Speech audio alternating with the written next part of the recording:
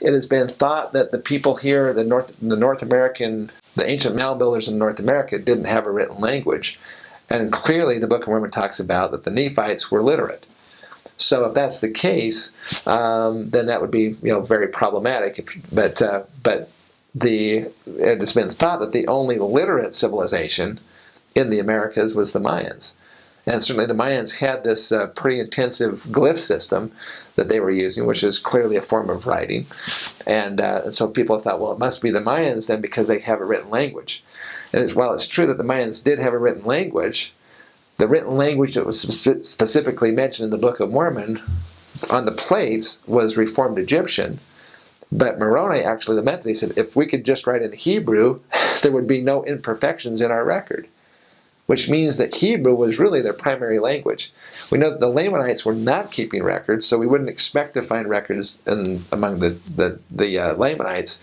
But there's no requirement from the Book of Mormon that all the Nephites were making records. Okay, they just had the records that were made by those who were the record keepers, and so forth. The people of King Benjamin, he had everything written down and then disseminated out to them, so obviously they were illiterate. So the language, if we were going to be looking for evidence for the language of the Book of Mormon, what language would we even be looking for? Well, it'd have to be Hebrew. Well, guess what? The Mayan glyph system is not Hebrew. It's not in any way related. In fact, the Hebrew and the Mayan language are about as different as Chinese is to Latin. I mean, they're completely non-related languages. So what we do know about the Mayan civilization is they did have a written language. It just happens to be the wrong one. Okay, so we really can't use that as evidence for the Book of Mormon. But in contrast to that, there have been many, many artifacts with written characters and so forth on it. But unfortunately, because of the archaeological community in the United States, both in the 1800s as well as today, the general consensus is that the Native Americans here in North America were just a group of ignorant savages. That term, by the way, came from a book which was written by a guy who was one of three guys who were very much instrumental in trying to actually hide the ancient history of this mound builder civilization. In fact, one of those guys was John Wesley Powell. Lake Powell in Utah was named after him. One was Ephraim George Squires, and the other one is Lewis Henry Morgan. And Lewis Henry Morgan actually was the author of a book called Ancient Societies, in which he says that all human civilizations go through three stages of development. They start off as ignorant savages, they move up to barbarism, and then up to civilization. And it was in that book that he labels the Native Americans as ignorant savages. And that book became the handbook of instructions for dealing with the Indians by the United States government. And according to American Manifest Destiny doctrine, the Indians, because they were this ignorant people, they could be then denied their rights to vote, their rights denied to own land, and they were then looked upon as being a subhuman species because Lewis Henry Morgan was also a very big advocate of another philosopher at the time by the name of Charles Darwin, who basically said that all humans evolved from apes and so forth, and so it was just thought that the Indians were just not as evolved as the Europeans were. And that's why they could take their lands and their rights from them, even though they're surely human beings, same as the Europeans. So that became played into this as well. It's interesting to note, though, that two of those three guys, they were so instrumental, and they became some of the most highly influential men in the United States, in science, in the United States government, in dealing with the Indians and so forth. I mean, John Wesley Powell was one of the heads of the Smithsonian Institution. Later on, he was the head of the Department of Indian Affairs.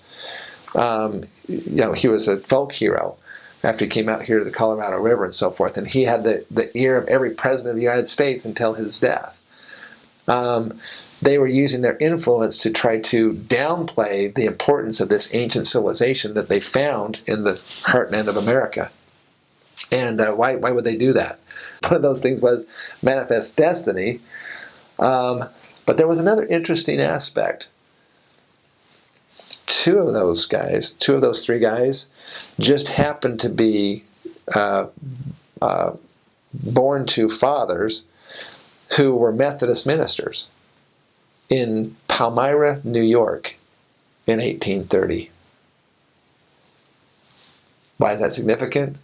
What's the chances that a Methodist minister in Palmyra, New York in 1830 had not heard about this upstart young prophet by the name of Joseph Smith and his Gold Bible, which talked about this highly advanced civilization that had a written language and so forth, and had roads and cities and all these accoutrements of culture and sophistication? If they could somehow claim that all the Native American peoples had never attained that level of sophistication or that level of culture, then it would actually undermine the claims of Joseph Smith and the Book of Mormon. And they set out to do that.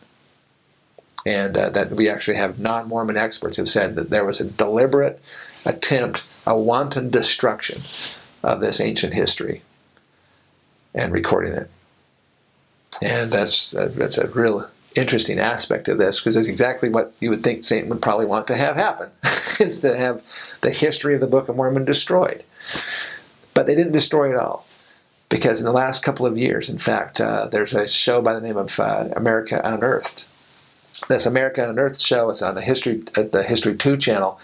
The star of the show is Scott Wolter, and Scott Wolter is a forensic geologist.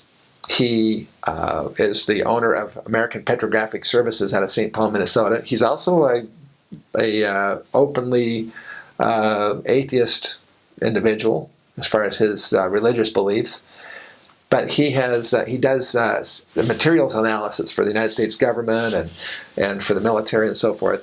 And there has now been found 7 different either artifacts or locations that have Hebrew writing. They've been very controversial, but he's actually gone to at least 2 of them. For example, one of them is the Bat Creek Stone, which was actually uncovered in an official archaeological dig by the Smithsonian back in 1889. It has characters on it. The characters were originally thought to be Paleo-Cherokee and actually published as such in one of the publications of the Smithsonian Institution, who was in charge of the Mound Survey Project, which actually, why they were doing the digging on these mounds.